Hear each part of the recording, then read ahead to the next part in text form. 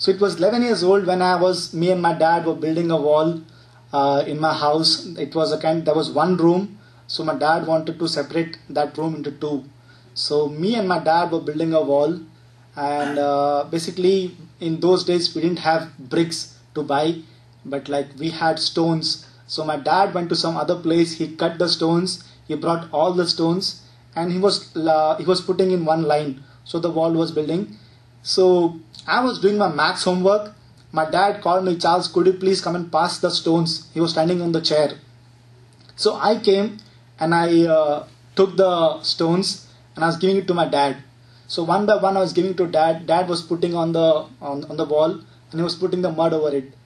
And it was raining outside heavily, because of which from the roof water was seeping on the wall, and due to which the entire wall was a bit wet. So all of a sudden the entire wall collapsed. When the wall collapsed, my dad jumped on the right side, and when I was about to run, a sharp stone hit my left leg, and there is a mark on my left leg, still it is there, to prove that whatever I'm saying is true. When the stone hit my left leg, I was taken to the hospital, and my doctors and all, they all checked me up, and they said that, Charles, this is a simple wound. He'll be all right. He should be all right within a week. So I came and I took rest for 1 week, and after 1 week when I went to my school, I started having cramps in my neck. These two parts of my neck started paining. I told my teacher, I'm having a pain in my neck. She said to me, Charles, why don't you put your head down and take some rest, and I think it will be all right. So I basically kept my head down and slept, and at 1 o'clock in the afternoon the school got over. I went to my home, and I told my mom, I'm having a severe pain in my neck. I don't know what it is, but having severe pain in my neck. She told, Charles, don't be, that's okay. You have your food, then we can go to the doctor.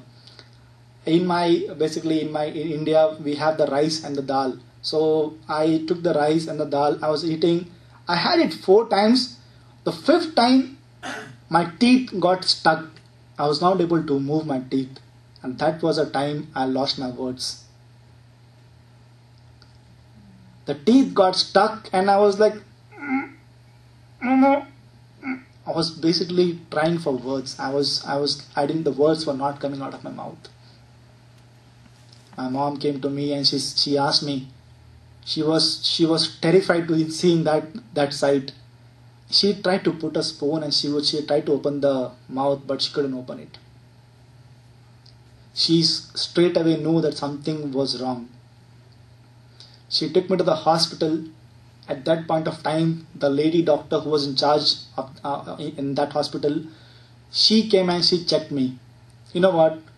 The moment she saw the 2 symptoms, she scolded my mom. One was the lockjaw. I was not able to move my neck. And other was the teeth were stuck and I was not able to open my mouth. The doctor immediately came to know that this is a serious condition. She scolded my mom. She shouted saying that your son has got tetanus and he's in the last stage.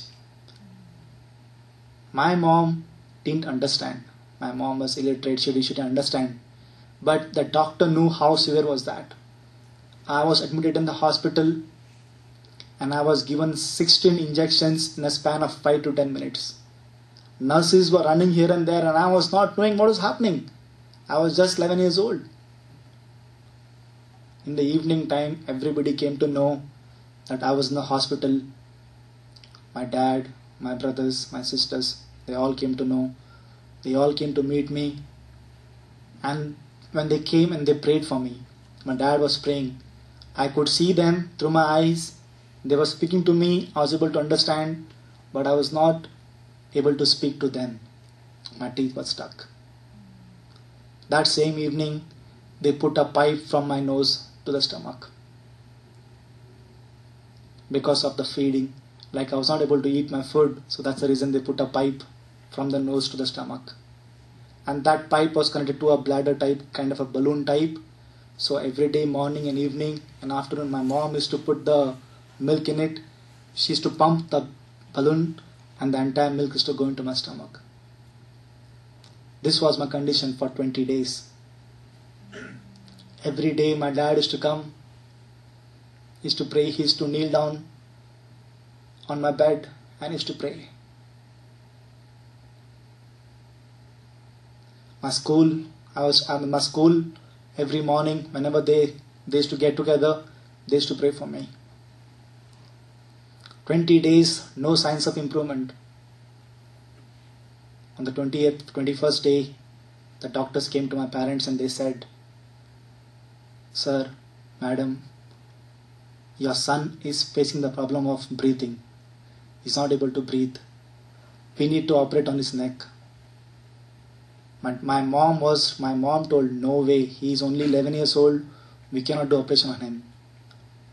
But like the doctors, they wanted somebody to sign on that. See, if something goes wrong, we are not responsible. So my dad signed and I was operated here on my neck.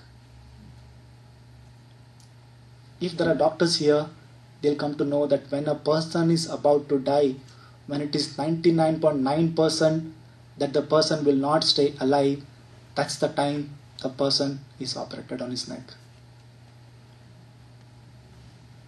I was there, I was operated, and when I came out of the operation room, they put a plaster here and there was a pipe for the oxygen supply. And this pipe was connected to a cylinder type, and from that the oxygen used to come. Whenever I used to breathe, whenever I used to do this way, the spit used to come out of the neck, and my mama used to clean the spit from here. That was my condition. 11 years old, one pipe from my nose, one pipe from the neck, and one pipe from my hand. There was no hope at all. After the 10th day after the operation, that means the day from where I was admitted, 30 days altogether, nearly 1 month, the doctors gave up. The doctors said to my mom and dad, "Sir, madam, we have done our best to save your child, but the case has gone out of our hands. We cannot do anything. Within a span of few hours, he'll die."